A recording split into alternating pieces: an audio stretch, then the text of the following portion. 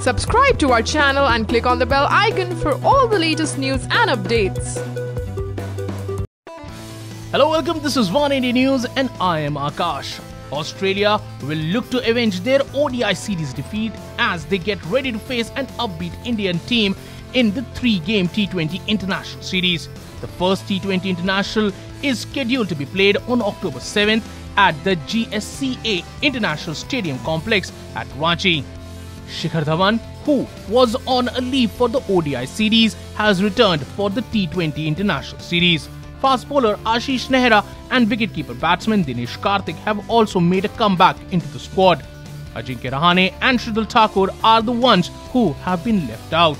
For India, Rohit Sharma, Shikhar Dhawan and Virat Kohli are the big three guns. Rohit has scores in excess of 50 in his last 3 ODI innings, while Dhawan has a 50 in the only T20 International at this ground.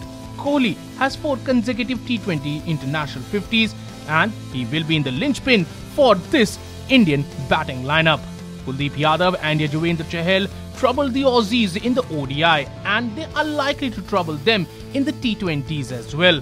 Jasprit Bumrah is a specialist death over bowler and he will be the key towards the end of the Australian innings.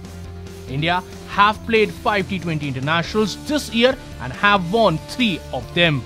Their most recent T20 action came in Sri Lanka last month when they beat the host by 7 wickets. Prior to that, they defeated England 2-1 at home before losing one-off game against West Indies. Meanwhile, the Australian selectors have given a break to Pat Cummins, who has flown back home to freshen up for the upcoming Ashes series. Andrew Tye, who hasn't played a game since dislocating his shoulder in this year's IPL, is said to be his like-for-like replacement. Uncapped pace bowler Jason Brendoff is also one of the inclusion in the squad. David Warner, Aaron Finch and Steve Smith form the core of the Australian batting. Finch is coming off a century and a 50 from the 3 ODIs he has played, while David Warner returned to form during the second half of the series. Smith has had an ordinary knock in his last 2 games and he will be raring to reverse that. Neither Coulter-Nile has caused a lot of problems for the Indian batsman in this tour and he will continue to be the most threatening of the Australia's pace attack. Kane Richardson has also been impressive and the host will be wary of him as well. Australia in their last 6 T20 internationals have only won 3. Their last T20 international series was played at home against Sri Lanka, which they ended up losing 1-2. The Australians haven't had that much of success in the shorter format of the game as they have lost 43 out of their 93 matches that they have played so far. Moreover, they are yet to win a T20 international here in India, as they have lost all of their 3 previous encounters.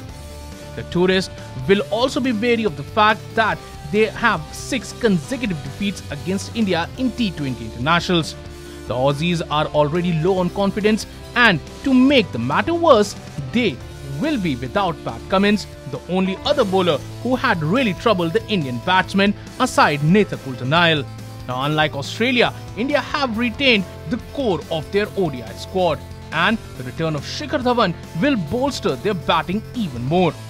Though T20 cricket is flicker in nature and Australia are still a pretty good side, one can predict that India can come at the top at the end of this match.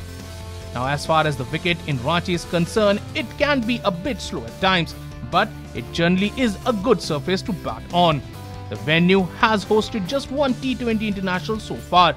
It was played between India and Sri Lanka last year, which the former won by 69 runs after posting 196 in the first innings. But that's all for now, but for more news and updates, log on to oneindia.com and please don't forget to like and share this video. Also, don't forget to subscribe to Oneindia News channel.